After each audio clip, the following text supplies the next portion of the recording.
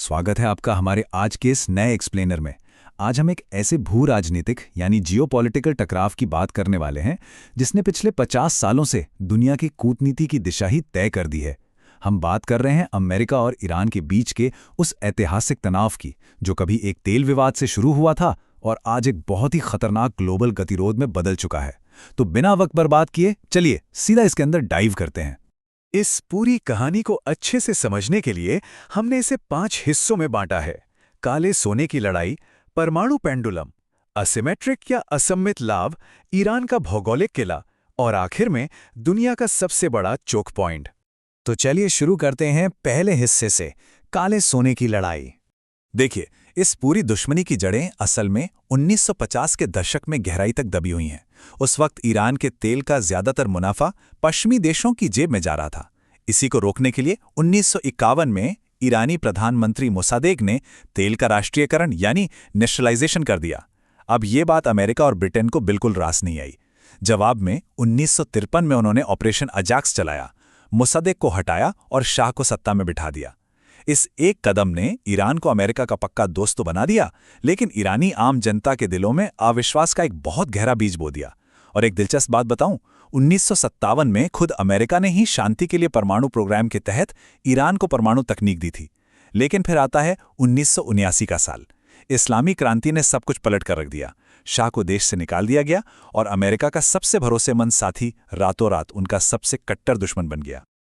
अब एक बड़ा सवाल ये उठता है कि अमेरिका इस पूरे क्षेत्र को लेकर इतना ज्यादा सेंसिटिव क्यों है। इसका सबसे बड़ा कारण है पेट्रोडॉलर सिस्टम। 1970 के दशक में अमेरिका ने सऊदी अरब और बाकी खाड़ी देशों के साथ एक जबरदस्त डील की। डील ये थी कि तेल सिर्फ और सिर्फ अमेरिकी डॉलर में बेचा जाएगा और इसके बदले में अमेरिका उन्हें मिलिट्री सुरक्षा की गारंटी देगा। यही वो नींव है जिस पर आज अमेरिकी मुद्रा यानी डॉलर का ग्लोबल दबदबा टिका है। तो अब आप समझ सकते हैं कि ईरान का कोई भी ऐसा कदम जो इस इलाके में अमेरिका के सुरक्षावादों को खतरे में डालता है, वो सीधे तौर पर पेट्रोडॉलर सिस्टम और दुनिया के पावर बैलेंस पर चोट करता है। चलिए अब बढ़ते हैं दूसरे हिस्से की तरफ, परमाणु पेंडुलम। दशकों के भारी दबाव और कड़े सैंक्शंस के बाद 2015 में आखिरकार JCPOA समझौता हुआ। इस डील ने ईरान के यूरेनियम संवर्धन यानी एनरिचमेंट को 3.67% तक लिमिट कर दिया था। सब कुछ ठीक लग रहा था, लेकिन फिर 2018 में अमेरिका इस डील से बाहर आ गया और पूरी बाजी ही पलट गई। इसका नतीजा क्या हुआ? ईरान ने तुरंत पलटवार करते हुए यूरेनियम एनरिचमेंट को बहुत तेजी से बढ़ाना शुरू कर दिया। ये पहले 20% तक पहुंचा और फिर 60% के खतरनाक लेवल को छू गया। और आपको बता दूं, ये एक ऐसा स्तर है जहां से चीजें बहुत ही ज्यादा गंभीर हो जाती हैं। अब ये स्थिति कितनी नाजुक हो सकती है, इसे हम भविष्य के एक संभावित मिलिट्री सिनेरियो से समझ सकते हैं।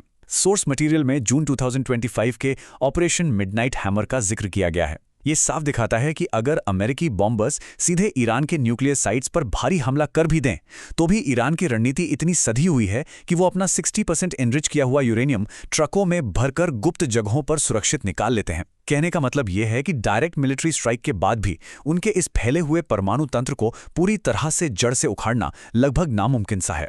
अब आते हैं तीसरे हिस्से पर, असिमेट्रिक यानी असममित लाभ। अब ईरान को यह बात बहुत अच्छे से पता है कि वो एक सीधी लड़ाई में अमेरिकी मिलिट्री की ताकत का सामना नहीं कर सकता।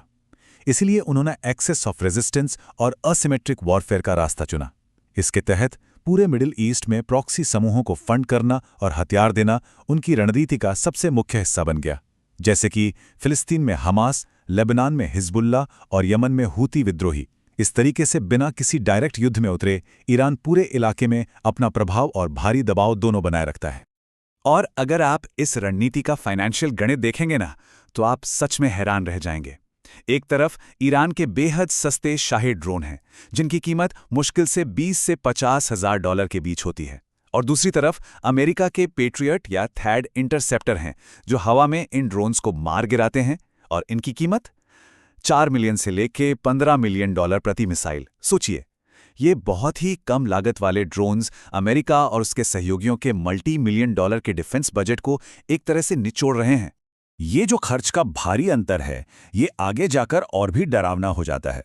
जरा सोचकर देखिए, 20,000 डॉलर जैसी बेहद सस्ती और छोटी सी तकनीक 300 मिलियन डॉलर के एक विशाल और मूल्यवान रडार सिस्टम को पूरी तरह से तबाह करने की ताकत रखती है।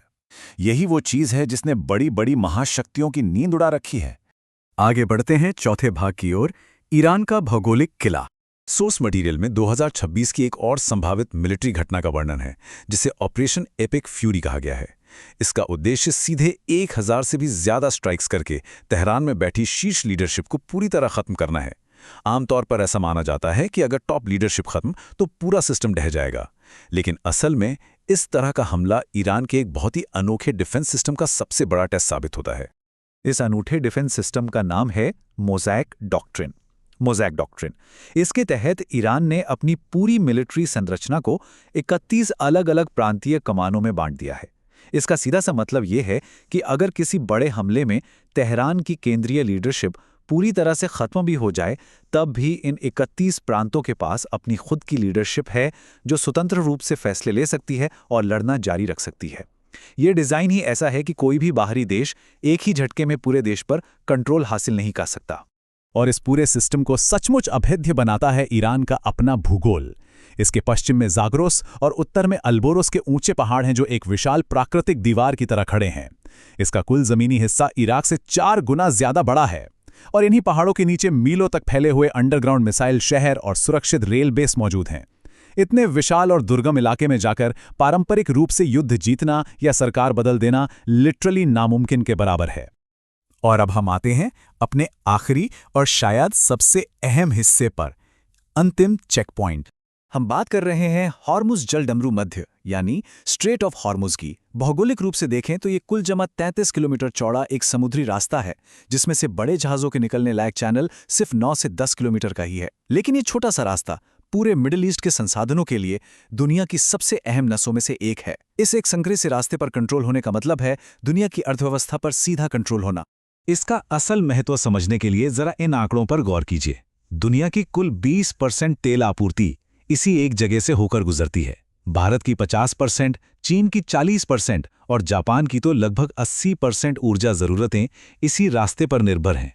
सोचिए, यहां अगर थोड़ी सी भी रुकावट आ गई तो दुनिया भर में एनर्जी की भारी किल्लत हो जाएगी और उस पेट्रो डॉलर सिस्टम पर जबरदस्त दबाव पड़ेगा, जिसकी हमने शुरुआत में बात की थी। और बात सिर्फ तेल तक ही रुकती तो शायद कुछ समाधान निकल भी आता। खाड़ी देशों के लिए उनका 90% खाने पीने का सामान इसी रास्ते से आता है। जो डीसैलिनेशन प्लांट समंदर के पानी को पीने लायक बनाते हैं, जिनसे खाड़ी का 60% पानी आता है, वो भी सीधे सीधे खतरे में आ जाएंगे। और तो और समंदर के नीचे बिछी वो ज़रूरी इंटरनेट केबल्स जिन पर ग्लोबल बैंकिंग और हमारा सारा डेटा टिका है, वो भी यहीं से गुजरती हैं। यानी अगर यहाँ तनाव बढ़ता है तो सिर्फ तेल ही नहीं, खाना, पानी और इंटरनेट तक सब कुछ दांव पर लग जाता है। तो अब हम उस मोड़ पर खड़े हैं जहां कुछ बहुत ही गंभीर सवाल पैदा होते हैं। एक तरफ वो देश है जो प्राकृतिक पहाड़ों और विकेंद्रीकृत सेना के दम पर एक अभेद्य किले की तरह खड़ा है, और दूसरी तरफ है दुनिया की वो नाजुक आर्थिक नस जिसके कटने से पूरे पृथ्वी की अर्थव्यवस्था हिल सकती है। अगर पारंपरिक तरीके से सत्ता बदलना मुमकिन नहीं है और कोई भी बड़ा कदम पूरी दुनिया के लिए एक बहुत बड़ा खतरा बन सकता है, तो फिर पिछले 50 सालों से चला आ रहा ये अटूट गतिरोध कभी कैसे खत्म होगा? क्या हमारी पूरी ग्लोबल व्यवस्था हमेशा के लिए इसी तनाव के बीच फंसी रहेगी? ये एक ऐसा सवाल है जिस पर हमें और आपको ज़रूर सोचना चाहिए। हमारे आज के इस एक्सप्लेनर से जुड़ने के लिए आपका बहुत बहुत शुक्रिया।